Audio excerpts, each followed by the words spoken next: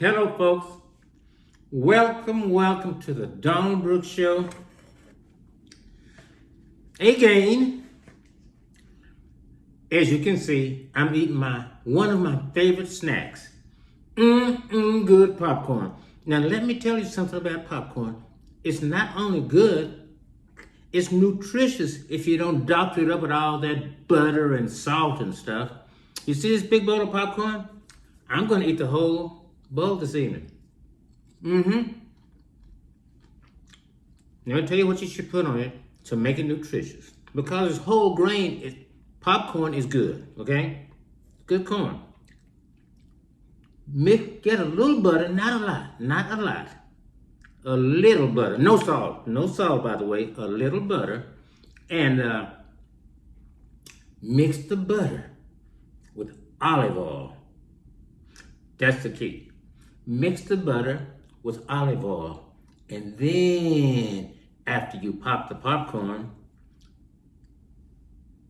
that's when you put the olive oil with a little butter, not much butter, no salt, and you got you something.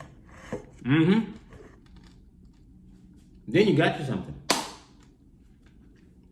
We got an exciting show, and before we get into the show, I think we missed November birthdays, but we're not going to miss the December birthdays. So these are people I know, love through the years I know them from different reasons, from different walks of life, okay? The first one, let's see here, is Shannon, my niece. Happy birthday, Shannon. Ashley, a very close friend of mine. She's been on the Donald Brooks Show before. Happy birthday, Ashley. Yvette, my oldest daughter. I love you, baby. Happy birthday. Willie Jr., my baby brother. Happy birthday, Willie. Many happy returns. Tommy. If it wasn't for Tommy, you wouldn't be seeing me. He is a creator of the Donald Brooks Show. It was his idea years ago. We were just fooling around and he created the Donald Brooks Show. He's a creator. Happy birthday, Tommy.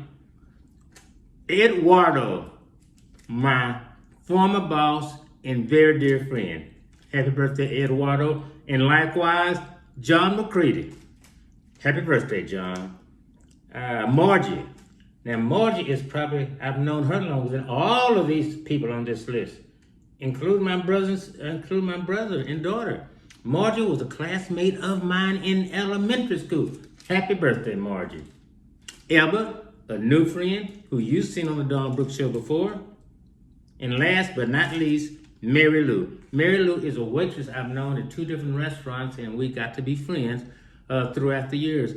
And her aunt makes the best tamales. As a matter of fact, Mary Lou, if you're listening, I want some of those tamales this year, okay? That's it. We've done all our maintenance, if you will. So let's get into the episode. Last week, if you remember, I was with Miss Von Burton, and we discussed the pros and cons of capital punishment. And I got the feeling that maybe some people thought that I was thinking everybody on death row is innocent, or they're getting a bad shape. No, I don't think that. There are other people, we've talked about the ones that were on death row and got exonerated after spending years and years on death row. That's a travesty. That's a shame. But I'm not saying everybody on death row is innocent or needs a new trial. Probably most of them are not innocent. I don't know the statistics. But today we're going to talk about the other side of the coin. People that are on death row, and death row is too good for them. Let's put it like that. If there's a fate worse than death, they need to experience that. So the name of this show, The Infamous Susan Smith and Her Kind. Yep, the infamous Susan Smith and her kind. Before we go into what Susan Smith did, it was a high-profile crime, so I'm sure you probably know what Susan Smith did. But we'll get to that in just a few minutes. But let's talk about another lady. Now, this lady's name is Andrea Jaeger. She got a lot of press for what she did, but not quite as much as Susan Smith.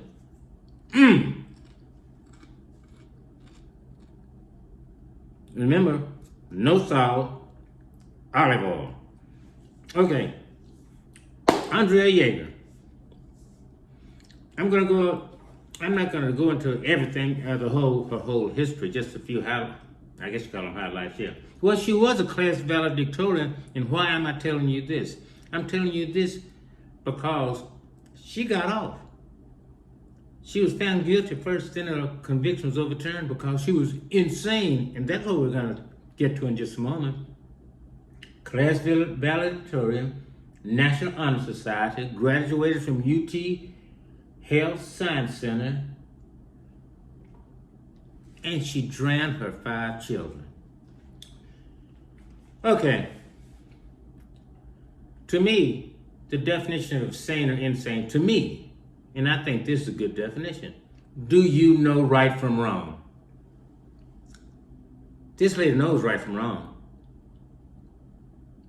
There's no doubt about it. She knows that killing is wrong, and her children are that. So maybe she is insane.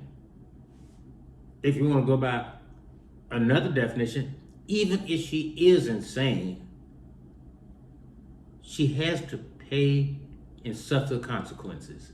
So no, I'm not saying that everybody on death row shouldn't be there. This lady needs to be there. And she got off because she's insane.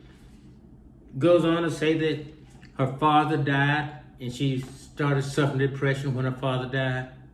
A lot of people's father died.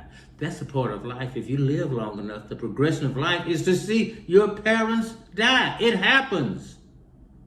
Everybody's whose parents die don't go around drowning their children. I'm sorry, get a little upset. Let me calm down.